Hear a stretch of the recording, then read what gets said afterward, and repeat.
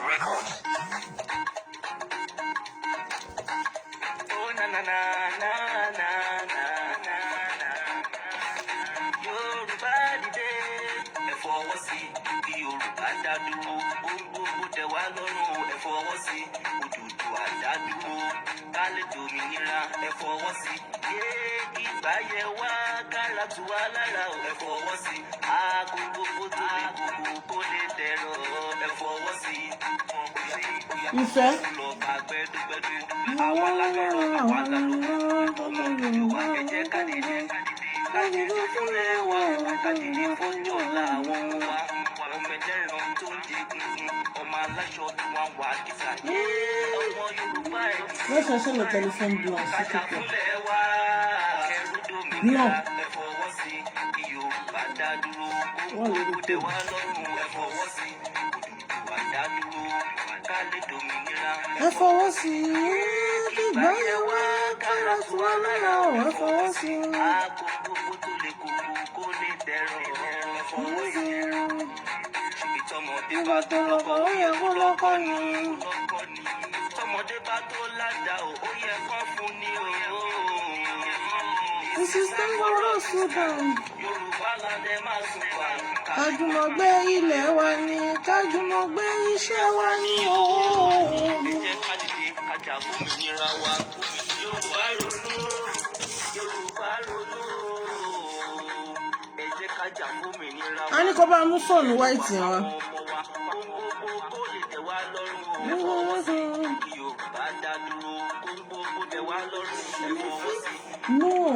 No telephone blank wà lórí ilẹ̀ dọ̀nàmọ́. Akọ́tẹ́ mọ̀ kí. Welcome on board, welcome on board.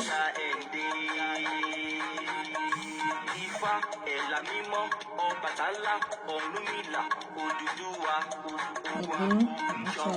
ọba ló ayé, èṣù ló yàtẹ̀ta, ọlọ́gbọ́n, onílẹ̀, iyemọja, ọ̀ṣun, ọ̀yà, ajé, ológun, ìwà, aya ọba, ọtí, ẹ̀dìdì, àti ṣetán, àti ẹ̀dìdì, fòmìnira wa.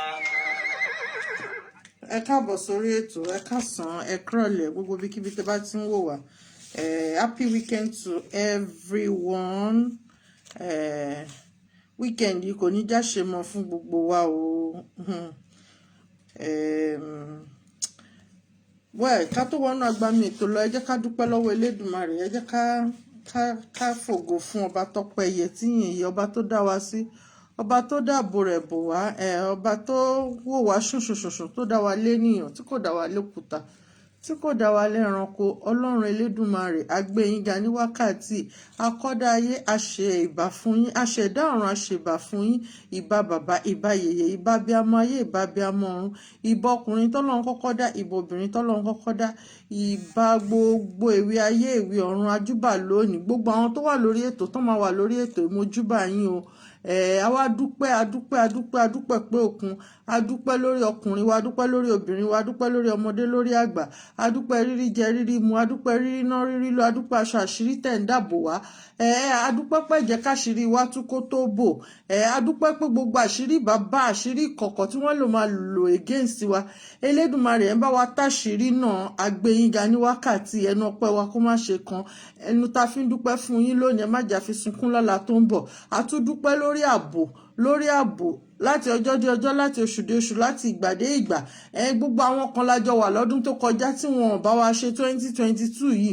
Kò ṣe pé a fi ń yọ̀ wọ́n, a fi ń gbé orúkọ yín ga ni, a fi ń dúpẹ́ lọ́wọ́ Elédùmarè tó pa wá mọ́ bí ẹyin ojú, tó dá wa sí, tó yàn wá, tó yan gbogbo wa, most especially gbogbo àwọn ọmọ káàárọ̀ oòjíire. A gbé yín ga ní wákàtí yìí. Olódùmarè ẹ ṣé o. Àwa wá ń béèrè fún ìṣẹ́gun ńlá látọwọ́ àwọn ajagun. Elédùmarè wá ṣẹ́gun fún wa. Ẹ wá gba gbogbo àwọn ọmọ Yorùbá, níṣe ni wọ́n ń pa ọmọ Yorùbá nífọ̀nàfọ̀nṣu. Ẹ wá dìde ogun sí gbogbo àwọn tó ń gbógun tì wá, gbogbo àwọn tó ń fi ẹ̀mí ọmọ káàárọ̀ oòjíire ṣòfò.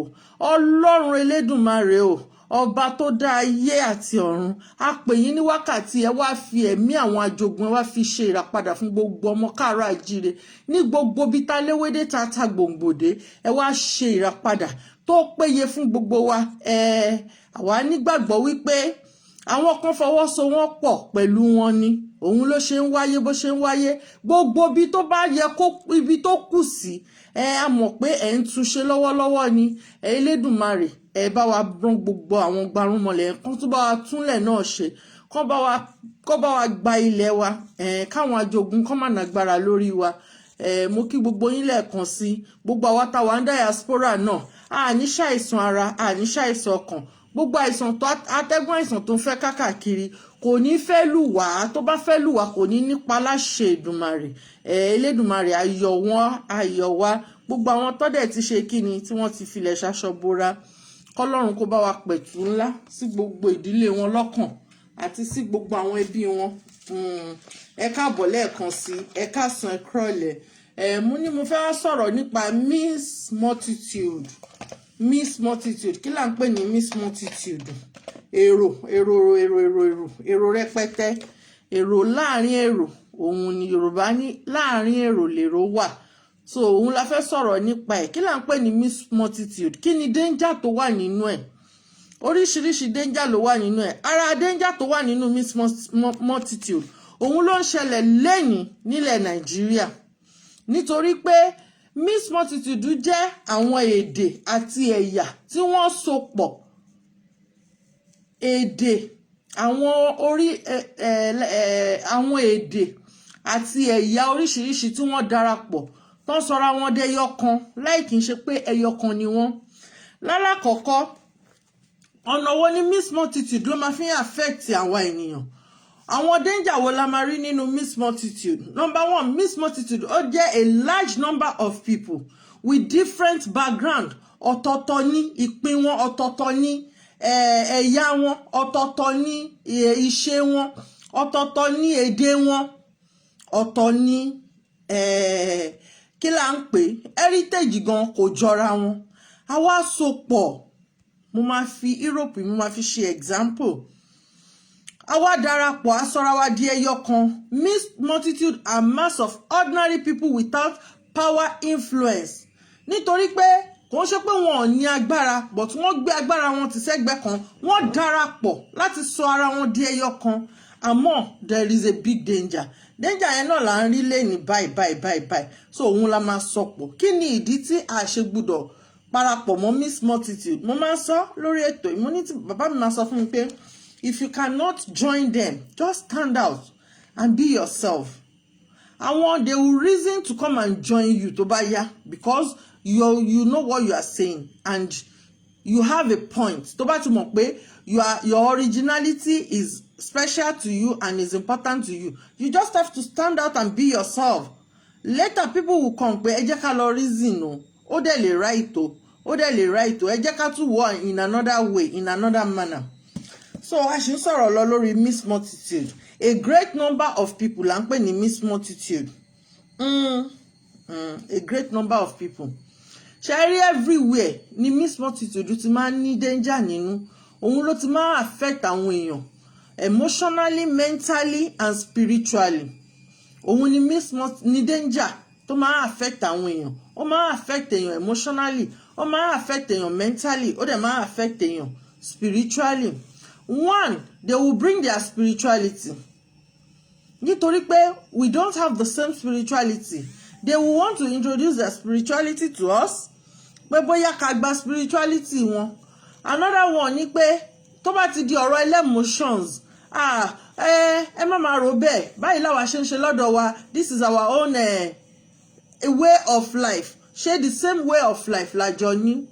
Òun ló wá mú mi lọ sí ilẹ̀ Nigeria, location 419. Kí ni mo fẹ́ sọ lórí ẹ̀? Àwọn ẹ̀yà oríṣiríṣi ni wọ́n dàpọ̀ tí wọ́n sọ di ẹyọ kan, which is good, so that we can multicultural and multilanguage. But kí wá ní nǹkan tó wá mú wálé ni?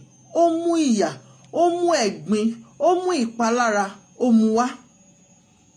Kò sí ìgbà kan tí a lè sọ gẹ́gẹ́ bí ọmọ káàárọ̀ àjíire pé ìdùnnú ìfọkànbalẹ̀ àti ayọ̀ ó wà nínú Miss Multitude. Tẹ́ bá notice ní ìsìn ibi tí mo ti sọ pé ó affect emotionally tí ọmọ Igbo tó bá mú ọmọ Yorùbá lọlé hardly náà máa fi accept ẹ̀ wọn kì í accept ẹ̀. Tẹ́ bá lọ sí ilẹ̀ Igbo wọn ò ní talẹ̀ fún yín wọ́n máa lease ẹ̀ fún yín ni ẹ lò fọ́dún 10 ẹ sanwó owó iye báyìí báyìí. But ìran Káàárọ̀ Oòjíire we are special breed. A jẹ́ ìran tó a nífẹ̀ẹ́ púpọ̀ tífẹ̀ẹ́ wà lára wa àwa máa ta ilẹ̀ tó yẹ pé future right wa a rí nílẹ̀ àwọn kí lorúkọ ẹ̀ ilẹ̀ Igbo tó yẹ pé ẹ̀gbọ́n àtàbúrò wọn ń para wọn gan nítorí ọ̀rọ̀ ilẹ̀ jẹ́ nǹkan tó jẹ́ kókó fún wọn tí wọn kì í fi ń bá ènìyàn ṣeré rárá. But lọ́dọ̀ títí wa kò rí bẹ́ẹ̀ a ní kí la mú wálé ayé ni kò sí nǹkan tá mú wálé ayé kò dẹ̀ sí nǹkan tá máa mú lọ irun níran Yorùbá máa ń sọ. Hardly no ma fi accept ẹ má bínú wọn kì í accept ẹ. Tẹ́ bá lọ sí ilẹ̀ Igbo wọn ní talẹ̀ fún yín wọ́n máa lease ẹ̀ fún yín ẹ lọ fún. Ẹ má bínú jàre. So bí mo yẹn sọ lọ nísìn àwa Yorùbá oúnjẹ títí wa ó yàtọ̀ sóúnjẹ wọn but nǹkan ẹyọkan tí mo realize pé a máa ń ṣe ní pé ibikíbi tá a bá ti dé a máa adapt sí culture bẹ̀. We want to know the culture, we want to learn the culture, we want to be part of that culture.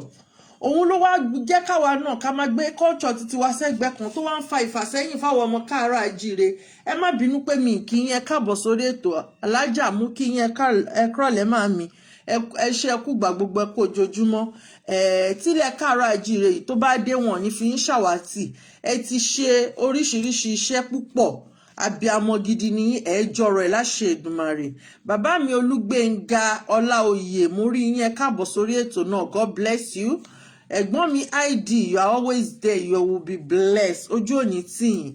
Daddy Andy ẹ̀dùn ẹ̀yin nìyẹn ẹ káàbọ̀ sórí ètò ẹ kú weekend ẹ kú àlàjọ ọdún ojú òní tìyìn ẹ ní ṣàṣetì láṣẹ Èdùmàrè.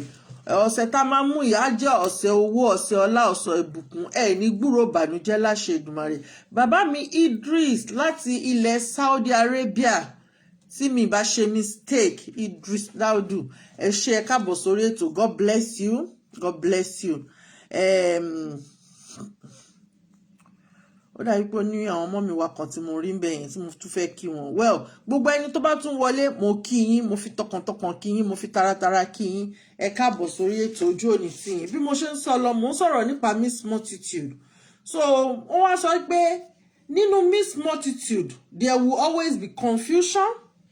Àwọn nǹkan tó rọ̀ mọ́ ni mo fẹ́ ṣàlàyé o confusion wà nù ẹ̀ nítorí pé kí ni a máa ń ní ìgbà yẹn láti máa ń wà racial irọ́ o torí pé lágbájá jẹ́ ọmọ lágbájá ni tán bá fi èèyàn kan sípò sìn there will be an argument wọ́n á ní torí pé ó jẹ́ Igbo ni torí pé ó jẹ́ Yorùbá ni torí pé ó jẹ́ Haúsá ni ọ̀tọ̀ọ̀tọ̀ wípé àwọn àjòjì àtọ̀húnrìnwá àwọn Fúlàní àjòjì ni wọ́n ààrẹ ẹ má tẹ̀ jẹ́ use àjòjì bí bá ààrẹ lásán ni wọ́n ààrẹ ni wọ́n ní ìsìn ààrẹ tí wọ́n ń gba ilẹ̀ mọ́ ọmọ onílẹ̀ lọ́wọ́ wọ́n ń pa ọmọ onílẹ̀ nífọ̀nàfọ̀nṣu wọ́n ń ṣe bó ṣe wù wọ́n fún àwọn ọmọ onílẹ̀ àwọn danger tó wà nínú ẹ̀ nìyẹn.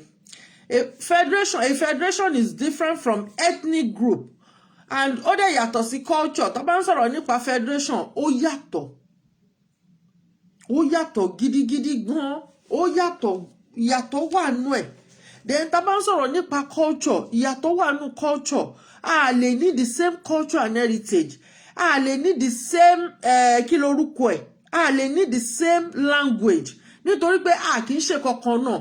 Tá bá ń sọ̀rọ̀ nípa Yorùbá tí ọmọ Ondo bá sọ èdè Ondo èmi tí mo jẹ́ Ìjẹ̀bú mo lè translate nǹkan tó sọ tí Ìbàdàn bá sọ Yorùbá ará Èkìtì wọ́n understand nítorí pé kíní ló yàtọ̀ báwo náà ń pè Yorùbá kíní wa ló yàtọ̀ èdè kan náà ni gbogbo wa ń sọ pátápátá màmí Ọmọlára Sunshine welcome on board God bless you ma we are talking about Miss Multitude èdè kan náà ni gbogbo wa ń sọ ẹ̀yà kan náà ni gbogbo wa aṣọ ìmúra wa bákan náà ni oúnjẹ wa bákan náà ni a tún wá ní àwọn varieties of oríṣiríṣi oúnjẹ nílẹ̀ káàárọ̀ àjíire. We can manage ourselves, we can understand ourselves. Nígbà tí èdè àìyedè bá wà láàrin wa, àìmọye most especially àwa tá à ń sọ̀rọ̀ nípa Yorùbá nation, àìmọye àwọn ènìyàn tó ti ní èdè àìyedè oríṣiríṣi, but they are always together. Wọ́n rántí pé ilé kan náà ni gbogbo wa máa tá bá wọ, ó dàbí ọ̀rọ̀ tí máa ń sọ tí máa ń bá àwọn èèyàn settle ọ̀rọ̀ máa ní tẹ́ bá wọ plane nsìn ńbo lẹ ti máa pàdé, ẹ máa pàdé ní airport lẹ́kọ̀ọ́, kálukú máa gbọ̀nà ilé ẹ̀ lọ. Tẹ́ bá wá ń bára yín jà nílùú onílùú, ta ló fẹ́ bá yín yanjú ẹ̀? So ìyẹn ó wà fún one ethnic group. Ká wá fi wé excuse me àwọn tí wọn ò ní the same ethnic group pẹ̀lú wa, wọn ò ní èdè kan náà pẹ̀lú wa, wọn ò ní àṣà kan náà pẹ̀lú wa, wọn ò ní ìṣe kan náà pẹ̀lú wa, wọn ò ní even oúnjẹ lásán kò ń ṣe the same oúnjẹ la jọ ń jẹ, the same aṣọ kọ́ la jọ ń wọ̀. Mo ní àti bí oúnjẹ àti bí aṣọ náà ti bẹ̀rẹ̀ sí ní kó wa lẹ́rú láì ní ìfura. Fìlà abetí ajá ni Yorùbá máa ń dé, Yorùbá máa ń dé fìlà sọ́tún báyìí ni, everybody sì fìlà àwọn Fúlàní náà ń dé. Àwa là ń fún wọn ní àti wá sọ wọ́n di àti sọ wọ́n di pàtàkì nítorí pé tẹ́lẹ̀tẹ́lẹ̀ wọn kì í ṣe pàtàkì, wọn ò jẹ́ nǹkan kan, but àwa fúnra wa la sọ wọ́n di pàtàkì nítorí pé títí wa ò tẹ́ wa lọ́rùn. Ọmọ káàárọ̀ àjíire á wọ bùbá àti ìró, á wọ skirt and blouse, á wọ kí lorúkọ ẹ̀dá ń ṣíkí, á wọ kí lorúkọ mo ti gbàgbé ó lè kú, ìró àti bùbá ó lè kú lóríṣiríṣi, mi ò lè rántí gbogbo wọn mọ́. Àmọ́ àwọn ọmọ káàárọ̀ àjíire la fẹ́ lọ sí òde, la fẹ́ kàn rí pé ọmọ káàárọ̀ àjíire gidi lélẹ̀. A wọ agbádá, àwọn ọkùnrin wá wọ agbádá, wọ́n á fi fìlà abetí ajá tàbí kán dé fìlà wọn sẹ́gbẹ̀ẹ́ báyìí, wọ́n ń lọ nìyẹn. Àwọn ọmọ káàárọ̀ àjíire a wá gbé àṣà wa, a gbé láti bí aṣọ wa, láti bí oúnjẹ wa, a gbé gbogbo ẹ̀ sọ́tọ̀. Lágbà kan àwa là ń ṣe oúnjẹ tá ń jẹ fúnra wa, àwa là ń gbin iṣu, a ní oríṣiríṣi iṣu, akọṣu, iṣu ewùrà, apọ́màdénú, iṣu yẹ́lò, fúnra wa àwa là ń gbin oúnjẹ wa. A ní oríṣiríṣi vegetables, a ní ewédú, ilá, ẹ̀fọ́ ṣọkọ, ẹ̀fọ́ tẹ̀tẹ̀, ẹ̀fọ́ ùgbá, àbí kí lorúkọ ìgbà mi rántí. Àìmọye àwọn ẹ̀fọ́ tó yẹ pé gbogbo àwọn nǹkan yẹn wà medicinal. Ahọ́n ìṣòro wa yàtọ̀ sí ìṣọ̀kan. Are you broadcast live on YouTube? Bàbá mi èmi ò ní YouTube o.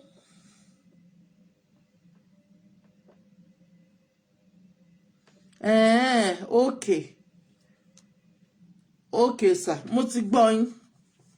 So bí mo ṣe ń sọ lọ, a ní oríṣiríṣi varieties of oúnjẹ lọ́dọ̀ tí wọn. Kí ni wọ́n ní? Fúrá nìkan ni wọ́n ní. Mi ì rí any tangible vegetables tí wọ́n ń jẹ. Ọwọ́ ló máa fi jẹun bíi kíní. Àwa yàtọ̀. Nílẹ̀ káàárọ̀ òjìrè à ń fi ọwọ́ jẹun, but ó ní bá ṣe ń jẹ tó máa wà presentable fáwọn ènìyàn. Ó ní bá ṣe ń jókòó. Tí ọmọ Yorùbá bá jókòó ẹ máa mọ̀ pé ọmọ Yorùbá gidi lélẹ̀. Tí ọmọ Yorùbá bá kí yín ẹ máa mọ̀ wípé ọmọ Yorùbá ló kí yín. Gbogbo nǹkan wa ló yàtọ̀. Àwa sopọ̀. Danger wà nínú ìsopọ̀ miss multitude. Ìkórawájọpọ̀ ọ̀pọ̀lọpọ̀ ènìyàn tí kò ní èdè kan náà, tí kò ní àṣà kan náà, tí kò ní oúnjẹ kan náà, tí wọn ìwọṣọ wọn ò jọra wọn.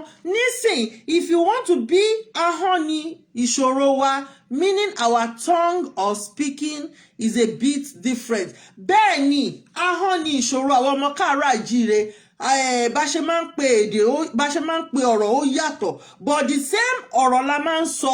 Ahọ́n yẹn gan kò ní ipa lára wa. Happy New Year bàbá mi Lawal Jamiu, ẹ kújọ́ mẹ́ta sà. Ahọ́n yẹn gan tó dàbí pé ó jẹ́ ìṣòro yẹn kò ní ìpalára. A máa fira wa ṣe yẹ̀yẹ́ ni. Ẹ̀lẹ́ ń bẹ̀ wọn, ẹ̀rá ń bẹ̀ wọn, ẹ̀pẹ̀lẹ́ ń bẹ̀ yẹn o. The same meaning ní gbogbo ẹ̀ mean. A dẹ̀ understand ara wa. Tí Abẹ́òkúta àti Ìjẹ̀bú tó máa ń sọ èdè, ẹ máa rí pé èdè wọn ń jọra wọn. Tí àwọn Oǹdó tó bá ń sọ̀rọ̀, tí Ìjẹ̀bú náà ń sọ̀rọ̀ ẹ máa wò pé ó dàbí pé the same almost the same thing àwọn people yìí ń sọ o. So we have one common thing tó dà wá pọ̀. One common thing tó dà wá pọ̀ òun ni pé a jẹ́ ọmọ káàárọ̀ àjíire.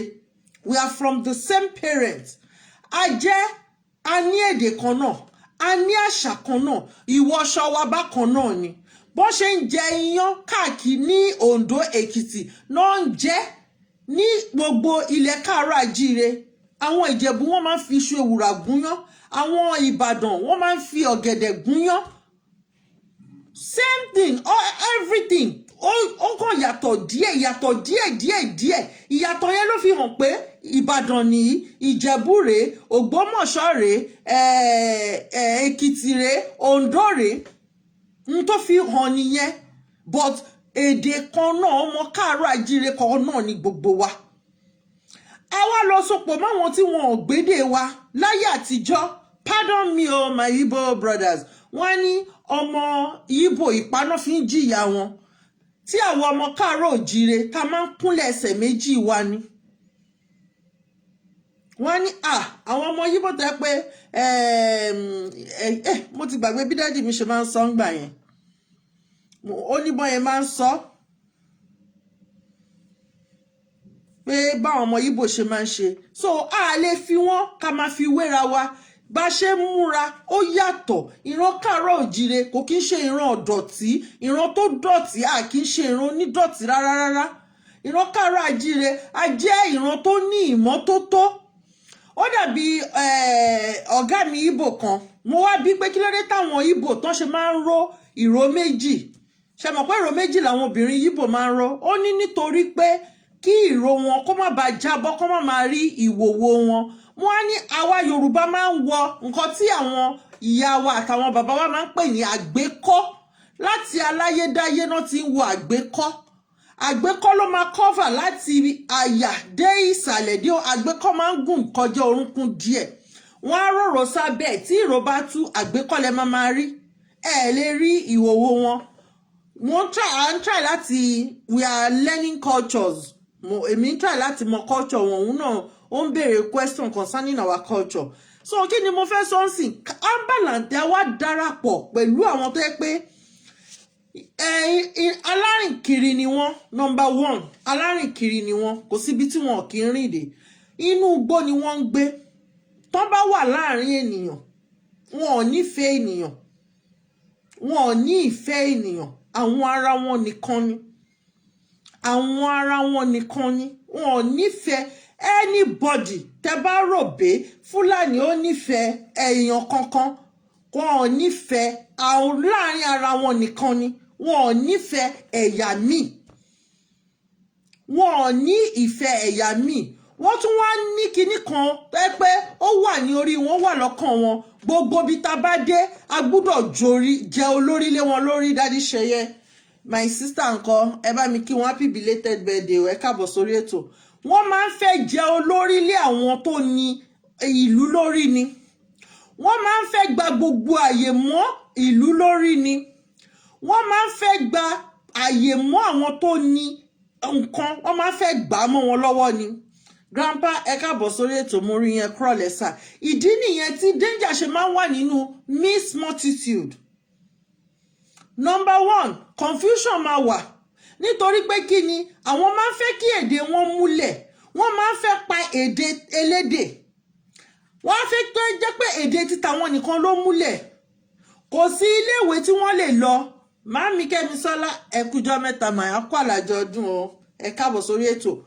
Wọ́n á fẹ́ kó jẹ́ èdè títí wọn ó borí èdè tẹ̀yìn tó wá bá. Wọ́n á fẹ́ fi èdè tiwọn, wọ́n á fẹ́ fi paná èdè tiyín mọ́lẹ̀. Wọ́n á fẹ́ fi aṣọ wíwọ̀ wọn, wọ́n á fẹ́ fi bo títí yín mọ́lẹ̀. Ẹ lọ wo káàkiri nísìn nílẹ̀ káàárọ̀ òjíire nísìn. Fìlà Fúlàní ni wọ́n ń dé. Fìlà wọn ni wọ́n ń dé. Láyé àtijọ́ fìlà káàárọ̀ àjíire lọ́mọ Yorùbá àtàtà ni wọ́n máa ń dé. Tí àwọn èèyàn máa ń appreciate wọn pẹ̀lú agbádá. Nísìn láti bẹ̀ ni wọ́n ti bẹ̀rẹ̀ sí ní kó wa lẹ́rú díẹ̀. Ìgbà tó yá tó bẹ̀rẹ̀ sí ní fi ẹran jẹ oko. wọ́n bẹ̀rẹ̀ sí ní lé àwọn ènìyàn lóko. Ìran káàárọ̀-oòjíire a ní orin kan, iṣẹ́ àgbẹ̀ níṣẹ́ ilẹ̀ wa, ẹni kò ṣiṣẹ́ a máa jalè, ìwé kíkọ láìsí ọkọ́ àti àdá kò ì pé o. Wọ́n fi ọgbọ́n wọ́n fi lé gbogbo àwọn ènìyàn wa kúrò lórí oko láti lè máa kó oúnjẹ wá fún wa. Wọ́n máa kó oúnjẹ wá fún wa, àwa ń fún wọn lówó.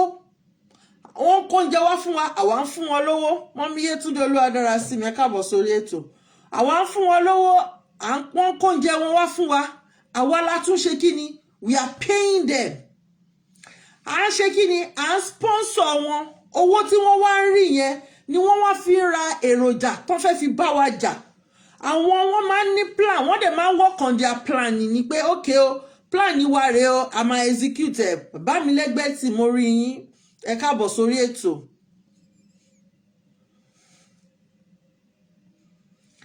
Àwọn ọmọ káàárọ̀-oòjíire tó ń bá àwọn Fúlàní àti fìlà Fúlàní yẹn ti di ẹrú Fúlàní. Bẹ́ẹ̀ ni, bí mo ṣe ń sọ lọ, àwa là ń sponsor wọn. Àwa là ń sọ wọ́n di pàtàkì nítorí pé wọn ò jẹ́ nǹkan kan. But àwa ìran káàárọ̀-oòjíire, àwa sọ wọ́n di pàtàkì tán, wọ́n di olórí lé wa lórí. Wọ́n mọ̀ pé ìran káàárọ̀-oòjíire, we love education, àwọn the only place tí wọ́n mú òun ni power. Wọ́n dúró sórí power yẹn. Nísìn power yẹn náà ń lò against wa. Every time ni mo máa sọ lórí ètò pé God bless grandpa for his analysis. Òun ló ṣẹlẹ̀ lénìí. Ẹ wo ìtìjú ńláńlá, a whole security officer of a state. Ó pàṣẹ àṣẹ òmúlẹ̀. Ẹ ti rí wípé àwọn ìran káàárọ̀-oòjíire wọn lẹ́nu ní ipò agbára mọ́ ní ilẹ̀ yẹn. Àwọn Fúlàní àwọn ni wọ́n ń darí. Wọ́n ti wá sọ di ibi tá bá darí ẹ̀fùfù lẹ̀lẹ̀ sí, ibẹ̀ náà ló máa darí sí. Gbogbo àwọn Yorùbá wa tó jẹ́ politician, àwọn ọmọ káàárọ̀-oòjíire tó jẹ́ politician, wọn ò ní ẹnu mọ́, wọn ò ní agbára kankan mọ́. Wọn ò ní agbára kankan mọ́. Ilé ẹjọ́ gan kò ní àṣẹ mọ́. Níbi tí àwọn tá ń sọ yìí wà. And kí ni nǹkan tó lè ṣe tó lè fa commotion? Torí miss multitude ló máa ń fa commotion. Nígbà tí èmi àti yín bá jọ wà nínú ọ́fíìsì kan náà, tẹ́ bá ń sọ èdè, tẹ́ mi ń gbọ́ nǹkan tẹ́ ń sọ, lójú mi ó máa dàbí pé ọ̀rọ̀ mi lẹ̀ ń sọ ni. Ó máa dàbí pé mi lẹ̀ ń bú, èmi lẹ̀ ń báwí. Nǹkan yẹn ṣẹlẹ̀ ní ọ̀sẹ̀ yìí ní ó dàbí pé jọ Thursday. Woman kan ní ibi iṣẹ́ wa, a jọ ń sọ̀rọ̀, ó wá ní mo ní accent náà máa ń pè pé mo ní accent. Mo wá ní pé English ni mo máa ń sọ jù. Ó wá ní pé English lecturer lòun, pé first time tó máa réèyàn tó máa bá sọ English ni. Àwa rojọ́ àwọn tájọ wà ń bẹ̀, wọ́n wá ń wò wá. Ìkànnù wọn, in fact I just love that woman. Bó ṣe bínú nìyẹn pé kí ni gbogbo eléyìí náà, a dẹ̀ wá pín ọ́fíìsì sí méjì, àwa ń sọ èdè. Definitely à ń sọ̀rọ̀ nípa àwọn ni. Wọ́n ní èèyà, mo ní à sọ̀rọ̀ nípa wọn pé ó ní ká sọ French ká má sọ English yẹn. Pé tó bá ti kú èmi àti ẹnìkan ní ká má sọ English. Mo wá sọ wọn pé kán má bínú, pé kán má a máa readjust. Commotion máa wáyé nítorí pé kí ni àgbọ́ra wáyé. Kò yé mi nǹkan tó ń sọ. Kí ni ìdí tí mo fi fẹ́ lọ sí ọ́fíìsì nsìn, tí mo fẹ́ lọ báyàn ní ilẹ̀ káàárọ̀-oòjíire, tí mo gbọ́dọ̀ ṣe wá translator tó máa translate sí èdè Haúsá àbí èdè Fúlàní. Wọ́n ṣe débi wípé nínú World Diary wọ́n yọ èdè Yorùbá tẹ́lẹ̀tẹ́lẹ̀ 3 languages ló múlẹ̀ ní Nàìjíríà, Yorùbá, English and Hausa. Wọ́n yọ Yorùbá kúrò ńbẹ̀. Wọ́n yọ Yorùbá, Igbo, English and Hausa ni.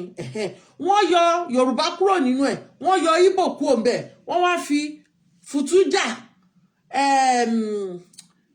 ó dàbí pé Hausa wà nù ẹ̀ àti English, wọ́n yọ Yorùbá àti Igbo kúrò.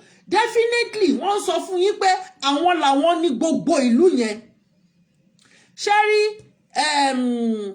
tá bá ń wò wọ́n ní ẹ wọ́n fẹ́ islamize ẹ má máa jẹ́ ká use the word islamize ẹ jẹ́ ká máa use the word fulanize wọ́n fẹ́ fulanize ìlú yẹn ni mo dẹ̀ ń sọ fún wa wípé ó máa ń kọ̀ sí kí ni miss multitude kí ni nǹkan tó máa ń kọ̀ number one ló máa kọ̀ sí division láàrin ọmọ ìyá méjì ẹ wo for example sìn kí aláyé tó dé ayé láti ìgbà tí ilẹ̀ káàárọ̀ àjíire ti wà ní àwọn bàbá wa ti ń ṣe àṣà àti ìṣe àti ìṣẹ̀ṣe àti ẹ̀sìn wọn ẹ̀sìn àdìmúlà ìṣẹ̀ṣe wọn wọ́n ti ń lò wọ́n fi ń ṣèwòsàn wọ́n fi ń ṣètọ́jú wọ́n fi ń ṣe gbogbo nǹkan tó lẹ́tọ̀ọ́ tó dé dáadáa ìgbà tí àwọn àjòjì yìí dé wọ́n dá division lẹ̀ láàrin wọn wọ́n gbé ẹ̀sìn Islam wá wọ́n gbé ẹ̀sìn Christian wá nísìn wọ́n dá division lẹ̀ division tó dálẹ̀ kò ní jẹ́ ká gbọ́ra wa yé mo máa ń sọ máa ní nísìn ẹ̀gbọ́n mi Muslim paraku ni àbúrò mi oníṣẹ̀ṣe paraku ni ní ayé àtijọ́ ni o mo ń sọ̀rọ̀ ayé àtijọ́ o ní ayé àtijọ́ Christian paraku ni mí because I am no longer a Christian I am a believer I believe in what I believe in the ìṣẹ̀ṣe of my àwọn parents mi àtàwọn generation mi ṣé nísìn màá wá máa sáfà búrò mi torí pé ó ń ṣèṣẹ̀ṣe màá wá máa rí ẹ̀gbọ́n mi bí ọ̀tá mi nítorí pé ó ń ṣe Muslim màá wá rí i pé torí ó ti ṣẹlẹ̀ ẹ wò ẹ máa fi ọ̀rọ̀ tèmi àti family mi máa fi ṣe example ibi tí wọ́n dá division àti confusion dé nínú Christianity gan wàhálà tún wà àwọn kan wà oríṣiríṣi different mo ní ẹ̀gbọ́n kan tó jẹ́ ọmọ ìyá ọmọ bàbá tó jẹ́ pastor ni kò kí ń bá wa ṣe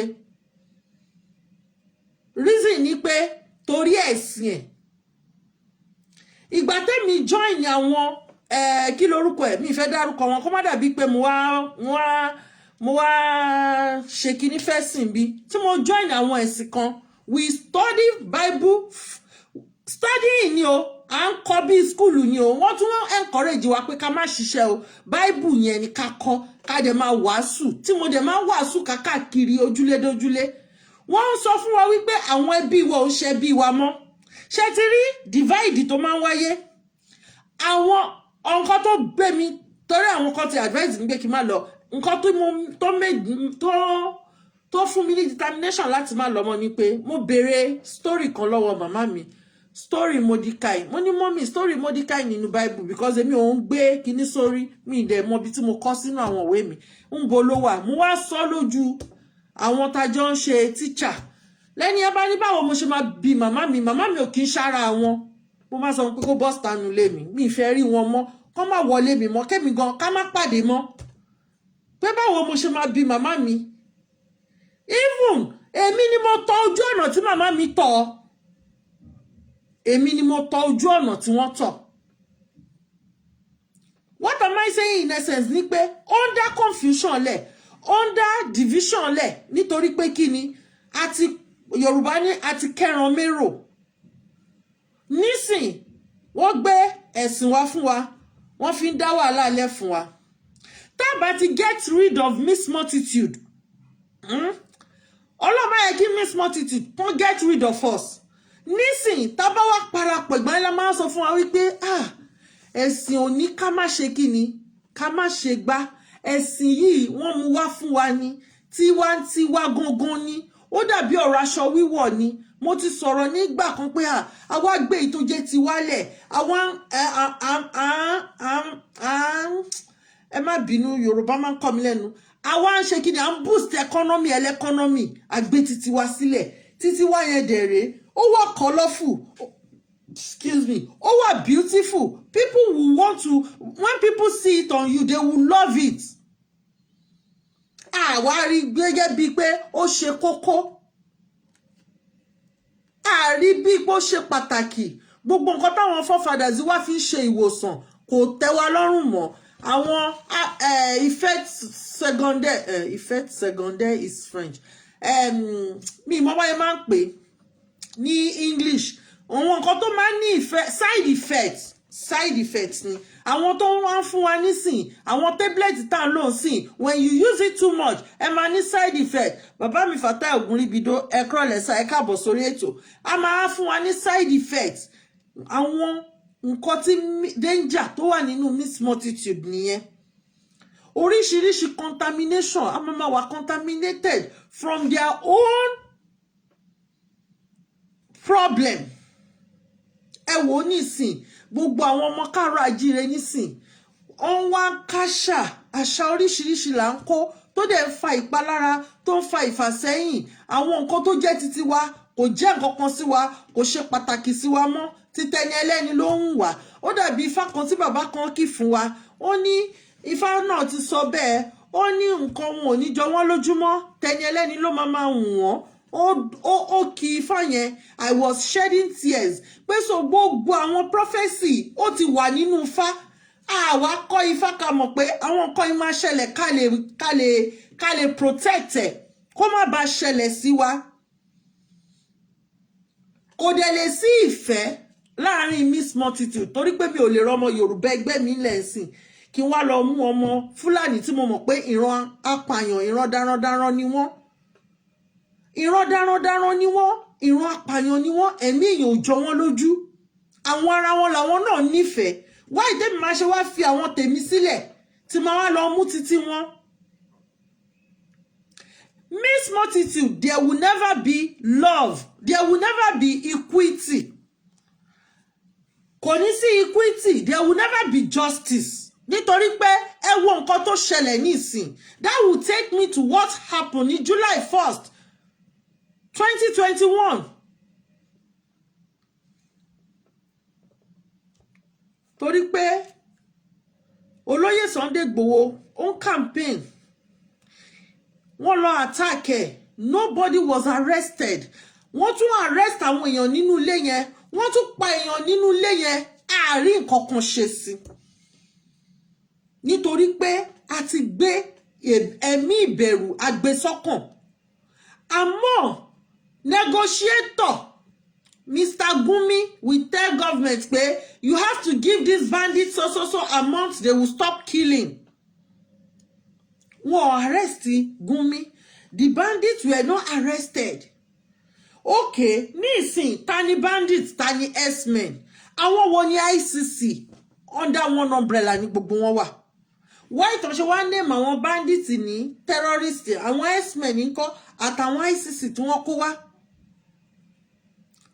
Adé tí ń pariwo láti bí ọdún kan fún àwọn ọmọ káàárọ̀ àjíire pé kí ni nǹkan tó yẹ ká ṣe nítorí pé nísìn tá ti kẹ́ran mérò a máa try láti yọ èèpò kúrò nínú àlìkámọ̀ ni kí ni èèpò kí ni àlìkámọ̀ èèpò ni nǹkan tó máa ba nǹkan jẹ́ ẹ wo nǹkan tó ṣẹlẹ̀ mo sọ fún ọmọ ní ẹni ó ti calm election is coming 2023 mo ní ẹ má gbàgbé ènìyàn ẹ̀mí èèyàn sọnù lórí information a credible information tó lè turn around life òun ni ẹ̀mí ènìyàn ṣe sọnù are we working on that information pé 2022 wọ́n kàn dúró de pé kí whistle kó blow buam kó bẹ̀rẹ̀ slaughtering ṣáàtì prepare ṣáàtì protect ara wọn ilé wa ara wa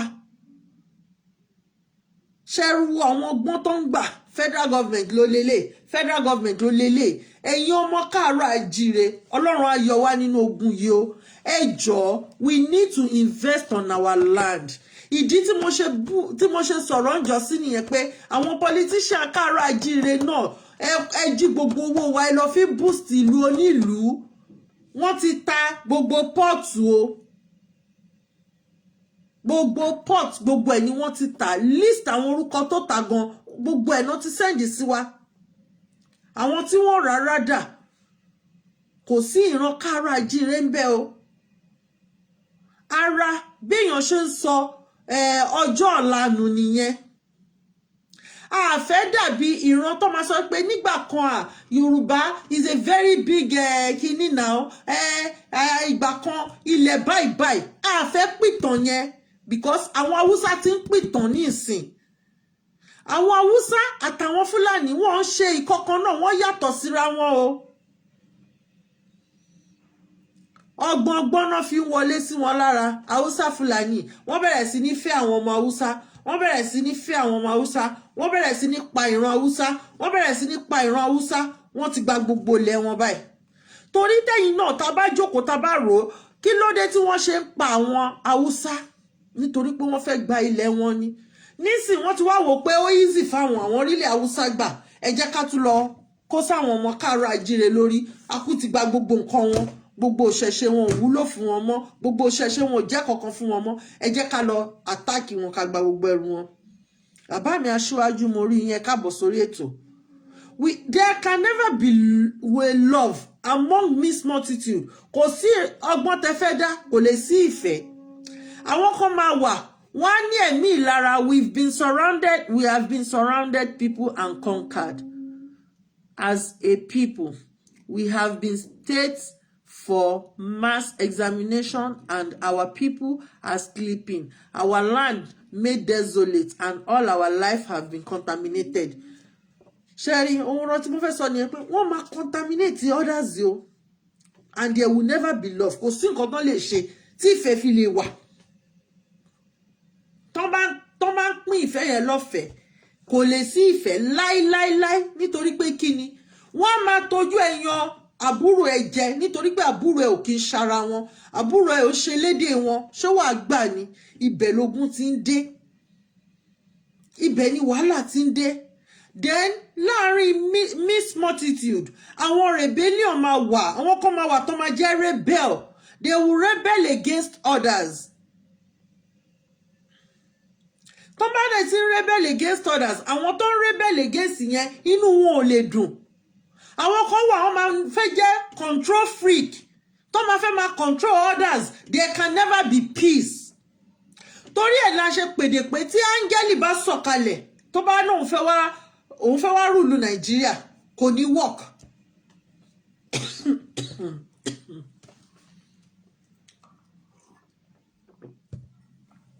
Kò ní work láíláíláíláí nítorí pé mixed multitude ni. Àwọn míì wọ́n máa witness against others. Àwọn míì wọ́n máa testify against others. Àwọn míì wọ́n máa testify against others. Àwọn míì they will lie against others. Nítorí pé mo fẹ́ wà níbẹ̀, màá parọ́ mọ́ lágbájá. Kò sí equity, kò sí justice. So Nigeria is I will call it the danger ni to each and every one of us. Ẹ ṣé gan ni bàbá mi. Nigeria is a danger to each and every one of us. Reason tá ṣe bèrè fún Yorùbá nation nìyẹn. Go and check all the directors from NNPC, MPA, Airport Authority, gbogbo àwọn offices yẹn. All the directors generals. Go and check all of them.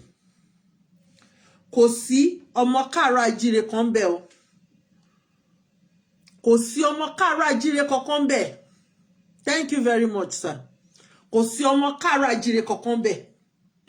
Sherry, mo rí kankan nílùú yìí. Ibi tọ́lọ́run máa mú ẹ̀dá dé, ó máa mẹ́ẹ̀dá dé bẹ̀. Sherry, ìlú yìí jẹ́ wọ́n ní terre d'étranger, ilẹ̀ àwọn àjòjì ló máa ń pè. Wọ́n mọ nǹkan tó ń ṣe o. Mo sọ láti bí pólísì, tó bá ti ń ṣe pólísì, o lè tó bá ti bí ẹ sílùú yìí, o lè jọlọ́pàá wọn. Another thing ni pé tí o bá ti ń ṣe ọmọ ìlú, tó bá ti ń ṣe funfun, you can never be on a front desk. Láíláí.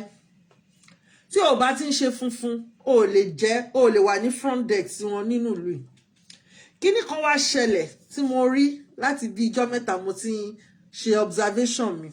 Mo dẹ̀ ní reservation lórí ẹ̀. Mo wà ní company, a very mighty presidency company kan. Let me just use it. I don't want to mention it. Mo wá ń wo gbogbo ẹ̀. Director generals. Mo lọ sí Batimola wa máa ń pè. Grand wọn. Mo tún wá lọ sí grand àwọn directors. mo wá rí lady kan dúdú ni mo dákẹ́ mo tún wá lọ sí office àwọn director àwọn accountants directors wọn auditor kìíní kan gbogbo ẹ̀ bọ́ gbogbo wọn directors ni ní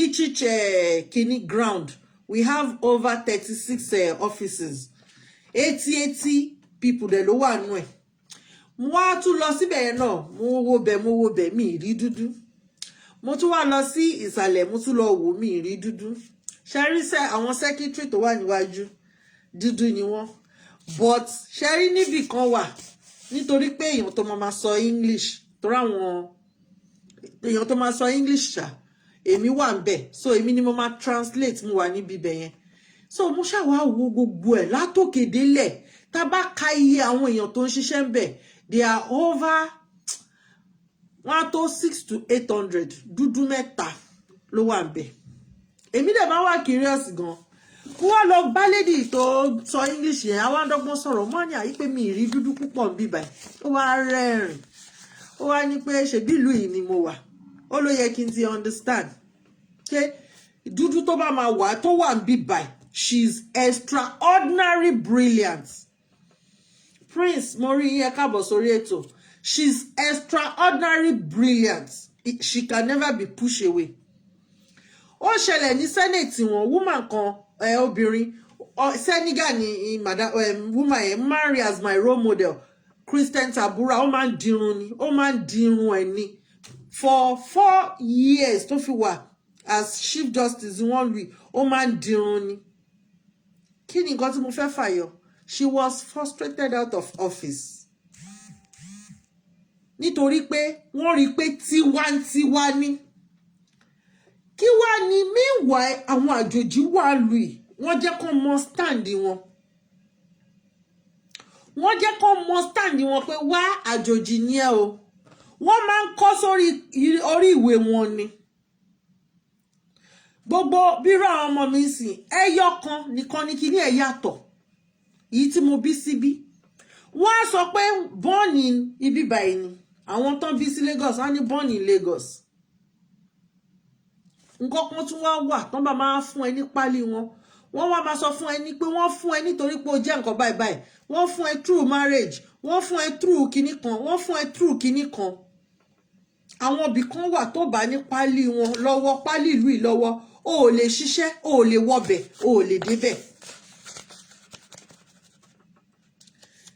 nítorí pé kí ni wọ́n jẹ́ kí àwọn tí ò ń ṣe ara wọn kán mú ààyè wọn wọ́n mix wọn together ìgbà kan lady kan òun ni sport minister Yade ọmọ Senegal ibi náà bí síbi ló dàgbà sí ló ṣe gbogbo ẹ̀ sí ó yìn ní kéèsì nsìn ṣe rí natural something ni mi lè rí ẹ̀jẹ̀ mi nílẹ̀ mi lè rí kí má use the word ẹ̀jẹ̀ mi yẹn ó ti lọ tún fà jù kí n rí èèyàn tájọ gbọ́ èdè ara wa yé tá lè jọ communicate tí mo mọ̀ pé tá bá ń lọlé àjọ ń lọ síbì kan náà kí n wá lọ mú aráàlú bò mí that is the danger tó wà nínú mixed multitude there can never be number one kò ní sí love number two there will always be commotion confusion contamination another one rebel máa wà ń bẹ̀ another one ni pé people will testify against each other people will lie against each other wọ́n dẹ̀ máa ṣe kò ní sí justice there won't be justice there won't be equity gbogbo àwọn nǹkan tó ń ṣẹlẹ̀ lọ́wọ́lọ́wọ́ ní Nàìjíríà ní ìsìn tí wọ́n bá mú àwọn ọmọ kí lorúkọ ẹ̀ àwọn tó ń pààyàn káàkiri àwọn ọmọ Fúlàní tó ń pààyàn káàkiri ẹ máa gbọ́ pé wọ́n ti fi wọ́n lẹ̀ order from above but tí wọ́n bá mú ọmọ káàárọ̀ àjíire ẹ̀wọ̀n ní tarara àìmọye àwọn ọmọ àmì sọ pé Yorùbá kì í commit crime kò sí ìlú tí ó kì í commit crime kò sí ṣẹ́rí mo máa ń sọ màá ní it's not even about ìlú it is about individual but ẹ lọ sí gbogbo prison all the prisons kẹ lọ ṣe investigation I did it fún 1 year 2022 I know how much I spent. Lawyer yẹn tí ó dìde tó ń bá mi rìnrìn àjò yẹn, he was frustrated nítorí gbogbo nǹkan tó rí àti nǹkan tó gbọ́. He had to leave the country out of frustration. Pé mommy, nǹkan tí mo ráwọ́ lé yìí tí mo ṣe yìí, no, òun ò lè stand there. Torí kò sí justice, kò sí equity, àwọn kan wà, they are above the law. Òfin ò mú wọn, òfin ò dè wọ́n. That is the danger tó wà nínú mixed multitude. Ìdí nìyẹn torí kò really yí àwọn èèyàn wọn. Wọ́n ní people that are shouting Yoruba nation, wọ́n fẹ́ kọ̀ sí war. There is already war in the country. Wọ́n ti ń pa àwọn ènìyàn wa nífọ̀nàfọ̀ṣù. Even as at I saw that video lórí kíní bàbá wa tí wọ́n sì pààyàn, wọ́n jí obìnrin yẹn gbé, wọ́n pa bóyá driver ẹ̀ ní bóyá ọkọ ẹ̀ ní. Fídíò yẹn ti wà káàkiri lórí Facebook. Àwọn nǹkan yẹn wọ́n máa ń jẹ́ kémi wá emotional ni. Ẹ wo bí wọ́n ṣe pa má nìyẹn. Ẹ̀ṣẹ̀ wo ni ìbáàdà? Wọ́n dẹ̀ tún wá jíyàwó ẹ̀ gbé. Ẹ̀yin tẹ́ ń sọ̀rọ̀ nípa ẹ̀sìn. Tá ń sọ pé wọ́n bú ẹ̀sìn kan, wọ́n sọ kinní kan nípa ẹ̀sìn kan, mo kàn fẹ́ fi mo ti gbà pé kò sí Facebook mi. Mo kàn fẹ́ fi nǹkan kan hàn wá ni. Mo fẹ́ kí gbogbo wa rí. But French náà fi kọ́, tableau náà máa ń pè níbi eré. Torí tí mo bá gbèrè sínú ilé ń sìn, wọ́n ní èrè ló ń sìn o, èrè ní kinní kan o. Ẹ jọ̀ọ́, ẹ bá mi wo mo ń bọ̀. Information lele. Ẹ jọ̀ọ́ bá mi wo fídíò yìí. Pope ó gbé èrè wọ́n ní báwo lè kàn sọ pé tableau Monique la statue de Vierge Noire. Kò ṣe Virgin Mary o, Vierge Noire. Òun ní nígbà táǹtì Tóyìn ọmọọba Ṣẹ́kẹ̀ Òkun òmìnira ilẹ̀ Oòduà tó sọ fún wa wípé ìyá Àbẹ̀ní ni wọ́n ń sìn, ìyá Àbẹ̀ní ló tún fẹ̀, òun làwọn pípù yìí ń sìn. Gbogbo àwọn èèyàn ń bú àǹtí yẹn, wọ́n rò bá àǹtí yẹn ò mọ nǹkan tí wọ́n ń sọ. Ẹ má bínú.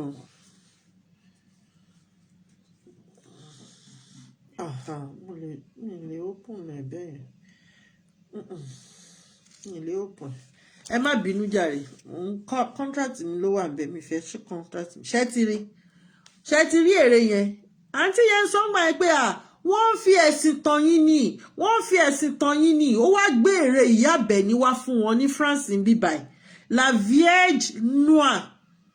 Ṣé ti rí wípé Virgin Mary kíníkan yẹn, ẹ ṣe investigation yín, ẹ wá ìdí dàda ohun rẹ̀. Èmi kọ́ ni mo kọ́, French gan-an fi kọ́. Èrè nìyẹn, ìyá Àbẹ̀ní nìyẹn. Adé tó ń dé sórí, ìyá Àbẹ̀ní ó tún fẹ̀ ilẹ̀ Yorùbá, òun ni wọ́n worship.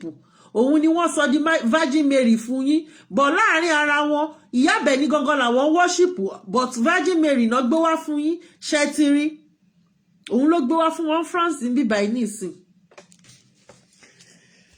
Ẹ má gbèjà gbàgbé, nígbà tí corona bẹ̀rẹ̀, ìlú yẹn ló ti kọ́kọ́ pọ̀ jù ní Europe. Italy ló ti kọ́kọ́ pọ̀ jù. Èmi rí news yẹn o. Wọ́n ní Pope ó ṣe sacrifice tó ń fi ẹsẹ̀ rìn, tó ń wọ́n omi káàkiri ìlú, tó ṣe gbogbo ẹ̀. So kí ni nǹkan táwa ń bára wa sọ? Mixed multitude, there is danger in mixed multitude. The danger is in that mixed multitude. Ó ń affect wa. Ọ̀nà wo ló fi affect wa? Ó ń fa ìpalára fún wa. Ó kò jẹ́ káwọn ọmọ wa ríṣẹ́. Ní ìsìn ojú wa, lójúkoro ojú táyé. Àìmọye bẹ́ẹ̀ àwọn terrorists bẹ́ẹ̀ tó ti máa kó sínú higher position. Wọ́n ní ọmọ Buhari ó jẹ́ accountant ní NNPC. First and foremost, ṣá ti investigate course tó ṣe. Ẹjọ́ ṣó merit position yẹn because the father is kí lorúkọ is the president. Òun ló ṣe wà níbẹ̀ yẹn. kí ni nǹkan tí mo wá fẹ́ fàyọ nínú ẹ̀ àìmọye àwọn tó ní first class tí wọ́n jẹ́ chartered accountants nílẹ̀ káàárọ̀ àjíire tó yẹ pé wọn ò ní iṣẹ́ lọ́wọ́ à ń bẹ Ọlọ́run ní most of them many of them ti wà ní junction tó ń gbowó títì mo ti sọ̀rọ̀ bọ̀bọ̀ kan mi ní dárúkọ ẹ̀ èmi àti ẹ̀ àjọṣe marketing ní Lagos Poly òun ló wà lábẹ́ bíríìjì CMS tó ń gbowó bọ̀bọ̀ yìí mọ̀wé débi pé òun la máa lọ bá ń gbà mí pé kó wá kọ́ wa ní tutorial but àṣà jẹun nǹkan tó máa ń sọ ní àṣà jẹun àṣà feed the family